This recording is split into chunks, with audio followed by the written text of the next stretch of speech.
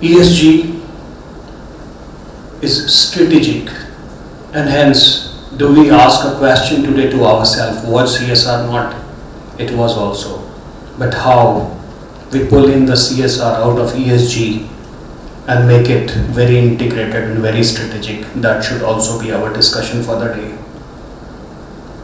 ESG even reached up to the supply chain, your value chain partners, especially those organizations who are into B2B today. They understand how aggressively there are works being done on this front today. ESG also talks about the customer trust and the brand image. The branding aspect is also there. If you do good ESG, you will have a better brand. And there are statistics reflecting the works of those companies who have been doing ethical, environment, social governance. They've been able to get better brand, better reputation in the market. It even brings the employee satisfaction, which CSR was also bringing in. But some other parts are also being added. I remember the year 2000, UN Global Compact, 160 countries, and approximately 15,000 companies worldwide were signatory of it. And from there onwards, an organized journey of ESG and sustainability started worldwide. Today, if you look at ESG, it has also become a very data-driven kind of a concept. A lot of data is there, scope 1, 2 and 3. 3 is for your supply chain partners. And one of the highest emissions for a company like ours, close to 60% of our emission, carbon GHG emission, is from our supply chain partners, and we have to map it and think of neutralizing it, offsetting it. There are reportings today, there are standards today, there's GRI, there's SASB, there are assessments, there's CTP, there's DJSI. These all things are there at the part of the framework which is globally being practiced. And how can I forget SDG 2015, and we have 5 more years to go to reach to the goals by 2030. Meanwhile, Government of India brings in Panchamrit policy also, and those 5 goals that also includes the target of Government of India to become carbon neutral by 2070. It also talks about renewable energy, reduction of carbon emission, adoption of non-fossil fuel, etc. Carbon intensity also talks about. If you look at the net zero, which is one of the major parts of the journey today, approximately 2,000 companies in the year 2021 have signed it off to achieve it by the year 2050 or even before. That's also in place. These efforts are there. So many things are happening, but at the same time, challenges are also there. While we were, as an organization, more concerned on CSR, today we are thinking about ESG sustainability and the challenges. One of the challenges that we all sitting right here in this room must have experienced is about the high implementation cost of it. It costs. There are softwares, there are capex, there are low-hanging fruits too, but at one moment, once you have achieved all such low-hanging fruits, then you have to invest. The data is very complex. That's another challenge. greenwashing is also happening, not to forget. There are companies who have been falsely reporting. Audit has not started yet. Ratings are, but close to 2% companies are getting themselves rated today under this front. It's not suitable for all the business. Think about the business for 5 crore turnover or 50 crore turnover rather. Can they bring in all such things for ESG, and then they were not even in the purview of CSR, and then all of a sudden, because they are the supply chain partners, we are expecting them to be abiding by our requirements. Can they do this? Investors are asking you to do it, to disclose a lot of things other than compliances too. Your customers have their own net zero targets, and therefore you also have to supplement to achieve that. And if you are not, you're out of the business. And therefore, this pressure brings in the attention of your management also. I would not say that this is so complex. I would rather say that this is an opportunity for all of us. You look at CBAM today, Europe is bringing in certain impositions over us with some of the set of products. If you're supplying to them, you have to keep your emissions restricted, else you will be taxed. It is expected by 2030, all sectors will be covered under it if you are an exporter to Europe. This would be another debate, that our per capita carbon emission is way lesser than Europe, but our volume of emission is much higher, one of the highest in the world, and therefore this is a concern. Who will do it? You look at the organizations, somewhere you'll find either a human resource person doing it. In some organizations you'll find a company secretary will do it because it's subject of compliance. You have to do BRSR reporting. In many of the organizations you'll find that CSR person is doing it.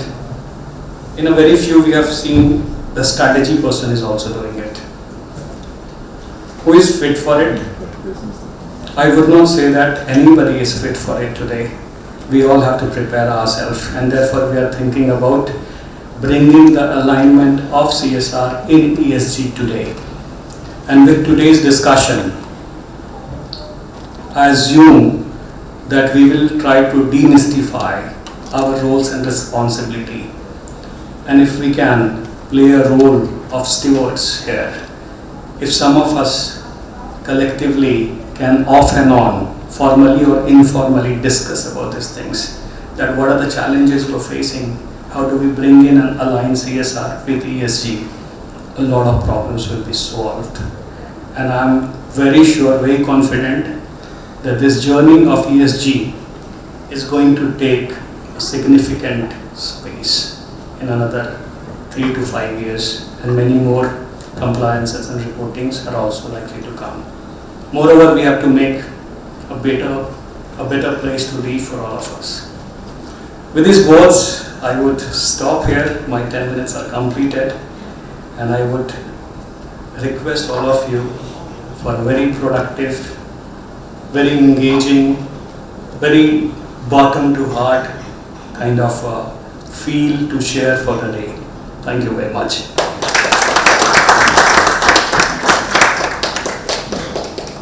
Thank you so much, sir. To start with presentations, we are honored to have with us Dr. Ligia Sena, a globally respected expert in sustainable development, public policy and organizational psychology. She is the co-founder and president of Center for Socio-Economic Development and the distinguished consultant to the UND SDG of the UNDESA. She serves as a member of Accreditation Committee for the International Accreditation Committee for Public Administration and the International Advisory Board for the International Chamber of Sustainable Development. Additionally, she is the president of the Academy for Quality in the Training and Education and represents the International Association of Applied Psychology at the United Nations in Geneva. With a strong academic background, she holds a postdoctoral fellowship in organizational psychology from Columbia University and a degree in counseling psychology from Indiana University, USA. She is also the guest editor for the upcoming special issue of Aging, Productivity and Socio-Economic Development, Policy Options in Public Administration and Policy 2025. Thank you so much. We welcome you, ma'am.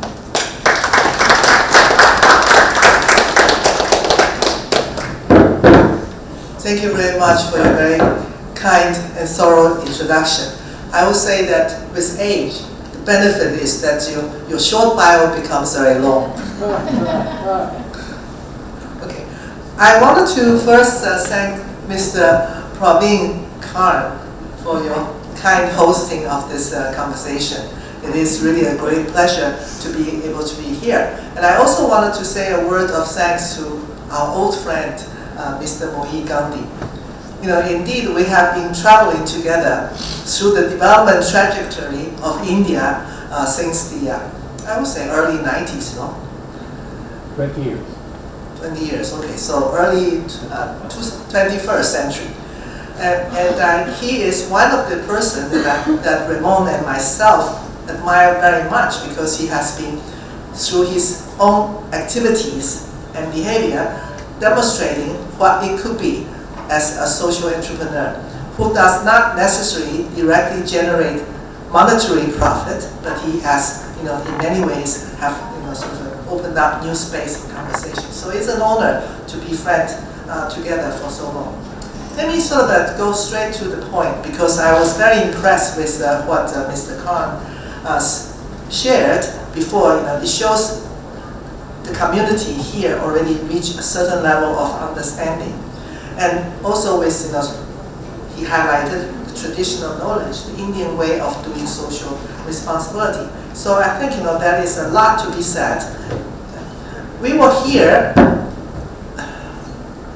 in the since beginning of February on the invitation of an international conference co-organized between International Institute of Administrative Sciences and the Department of Administrative Reform and Public Grievance to talk about, you know, what will be the next mile in order to achieve development. And we took note that the government has the ambition and commitment to reach developed country status by 2047. So we're really looking forward to that, you know, sort of unfolding of this process, and also eager to stay engaged and in the conversation. So what is who is the president? I guess next page. Essentially, what we want to address in this short time available to us is the question: is how do we integrate? We know that there are many different standards popping up everywhere, and how it, you know, and different measurements, different metrics. So it is becoming increasingly difficult to sort of to achieve some form of a consistency, interoperability, and compatibility or comparability in this domain. So we would like to propose perhaps we could use a much higher framework in terms of aggregate of a system from a United Nations point of view, this 2030 agenda as a unifying framework for the work of CSR and for the work of ESG.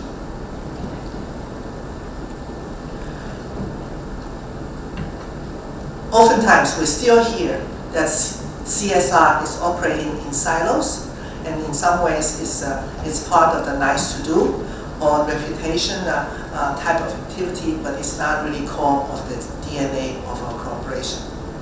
So I think, you know, the challenge for us is how do we move into the strategic position and be embedded in the strategy.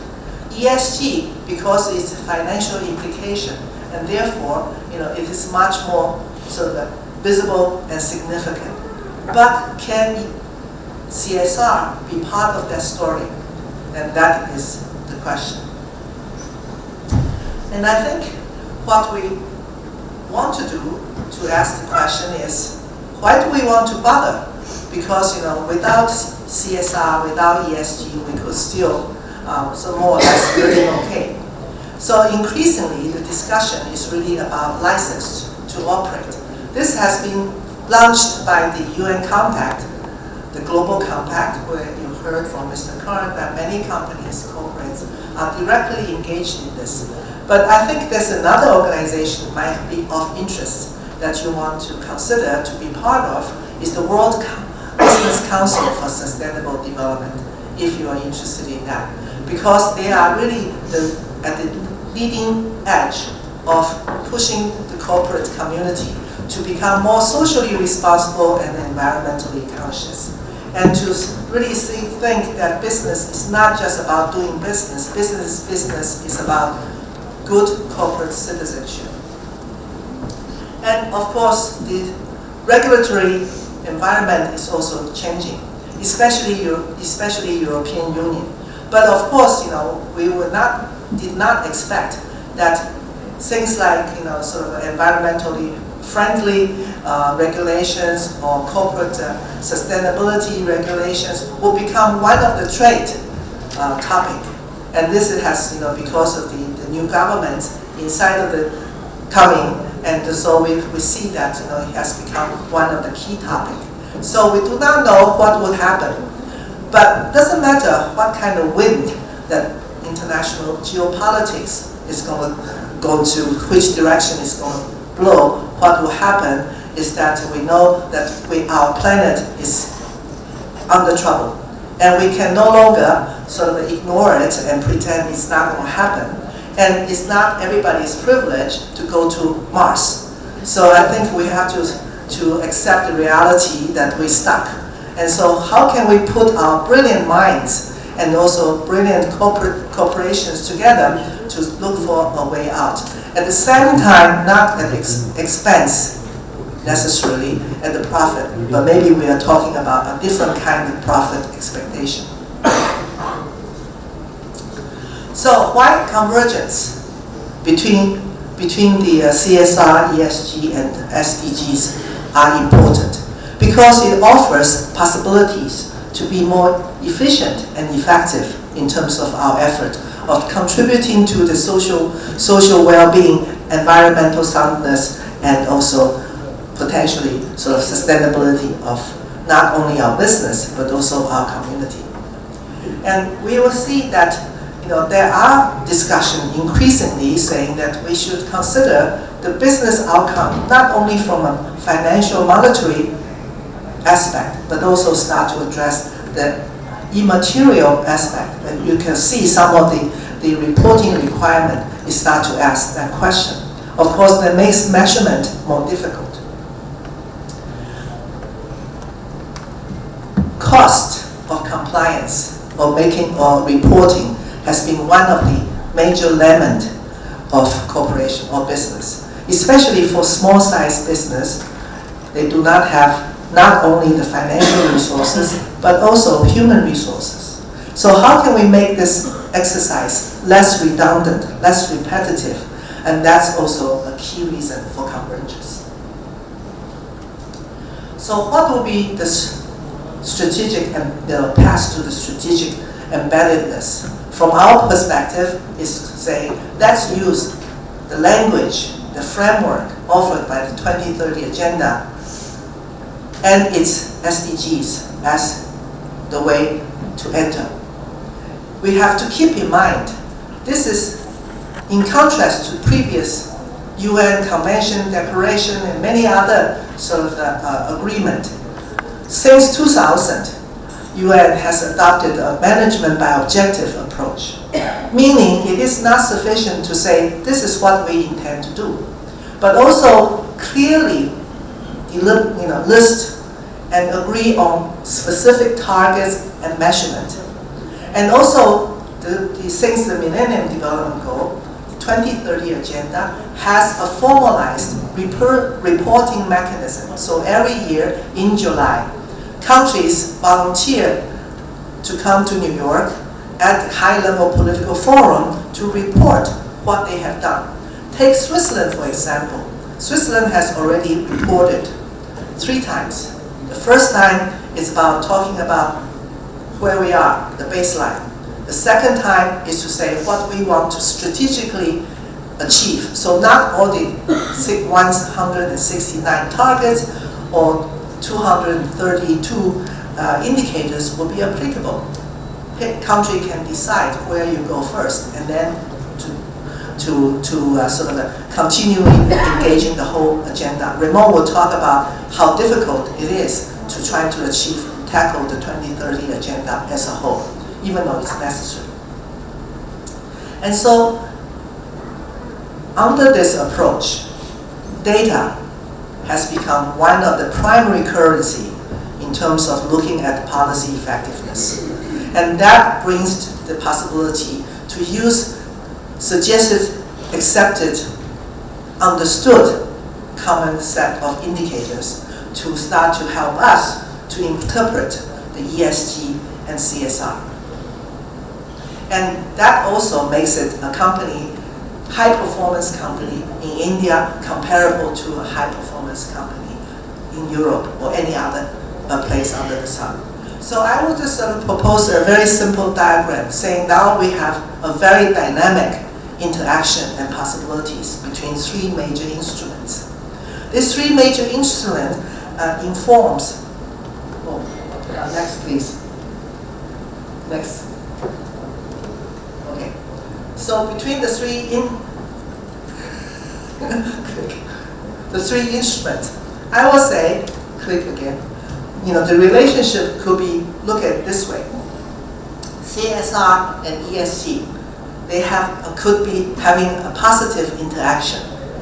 On the one hand, ESG gives CSR a little bit more clout because it's not just about 2% government required contribution, but it's also sort of showing how does it tie to the financial investment kind of performance. And CSR could make the soft spot of the ESG, which is social, a little bit more consolidated and more substantiated. So it's not just sort of saying, oh, we have been doing this, a training program for capacity building here, another sort of a charity there, but it's something a little bit could be a more long-term, could be really driving a societal change. So I think this linkage is really ideal. And the second thing is the relationship between SDG and ESG. If I can say that ESG, in a way, SDG help ESG activities to be anchored in a larger whole of society change effort. We are not doing this because I just want to keep my front door, outside of my front door clean, but rather we have to tackle a larger interdependent challenge, which is the fact that we all live somehow in the same planetary system. And the planetary system, in terms of its boundary, 6 out of 9 is already being breached. So, we are talking about existential challenge. And that means everyone, every members from different sectors has to be part of it. SDG helps us to anchor this effort. So your effort is not going to cancel out my effort, but instead we're going to try to create a synergy so that can be amplified better at scale. And then, of course, ESG can drive SDG's progress. SDG is an intentional document. This is the dream, this is the vision that to have collectively 196 country government agreed and signed. So this is what we have to do.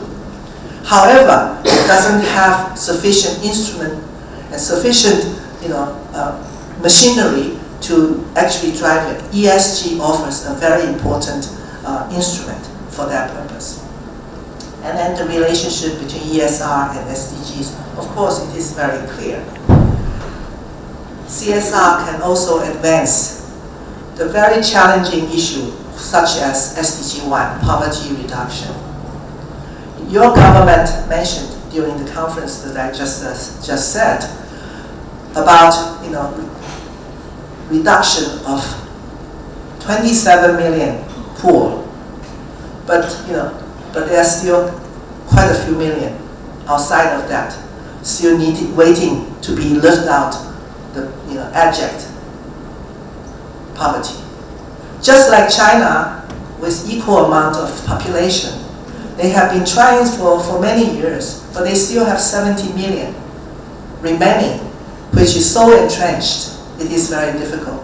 So that agenda requires business contribution in the sense of employment generation, providing opportunities for learning, doing something a little bit more than just for the employees, but going beyond. So this S agenda is very important, and SDG provides us a better understanding of where co-benefits can be created.